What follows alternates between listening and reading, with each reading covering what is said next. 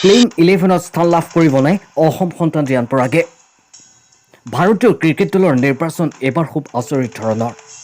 শ্ৰীলংকা ভ্ৰমণৰ বাবে যেতিয়া দল নিৰ্বাচন কৰা হৈছিল তেতিয়া কেইবাগৰাকীও নিশ্চিত বুলি ভবা খেলুৱৈ বাদ পৰিছিল টিম ইণ্ডিয়াত দুগৰাকী খেলুৱৈক নিৰ্বাচন কৰা হয় যি দুজনৰ নাম হয়তো কোনোৱে ভবা নাছিল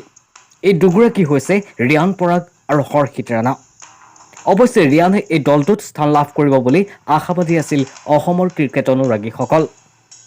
ভাৰত শ্ৰীলংকা সিৰিজ 27 জুলাইৰ পৰা আৰম্ভ হ'ব দুয়োটা দলে প্ৰথমে 3খন মেচৰ টি20 শৃংখলা খেলিব আৰু তাৰ পিছত 2 আগষ্টৰ পৰা এদিনীয়া শৃংখলা আৰম্ভ হ'ব এদিনীয়া দলত স্থান লাভ কৰা ৰিয়ান পৰাগ অসমৰ প্ৰথমগৰাকী খেলুৱৈ জিম্বাবুৱে ভ্ৰমণত প্ৰথম 2খন টি20 মেচৰ পিছত প্লেইং 11ৰ পৰা বাহিৰ কৰাৰ পিছত ধাৰণা হৈছিল যে তেওঁক দ্বিতীয়বাৰ দলত স্থান লাভৰ বাবে সময় লাগিব কিন্তু যেতিয়া সময় সিদ্ধান্ত লয় তেতিয়া কোনো কথাত আচৰিত হ'বলগীয়া কথা নাই শ্ৰীলংকা ভ্ৰমণৰ বাবে বাছনি কৰা দলত অভিষেক শৰ্মা আৰু ঋতুৰাজ গায়কোৱাড বাহিৰ হয় যদিও ৰিয়ান পৰাগে দলত স্থান লাভ কৰিবলৈ সক্ষম হয়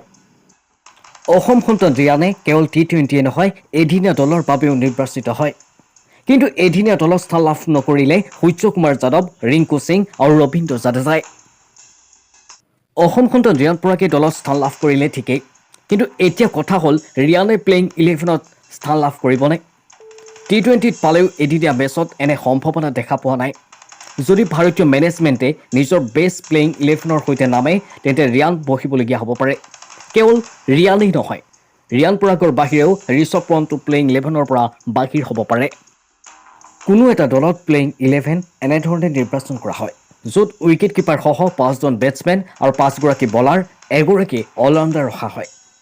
যদি এজনতকৈ অধিক অলৰাউণ্ডাৰ থাকে তেন্তে দলৰ শক্তি অধিক বৃদ্ধি পায় যদি ভাৰতীয় টিম মেনেজমেণ্টে এদিনীয়াৰ বাবে এই ধৰণে প্লেইং 11 নিৰ্বাচন কৰে তেন্তে শীৰ্ষ 5গৰাকী বেটছমেন হ'ব ৰোহিত শৰ্মা শুভমন গিল বিৰাট কোহলি শ্ৰেয়াছ আয়াৰ আৰু কেএল ৰাহুল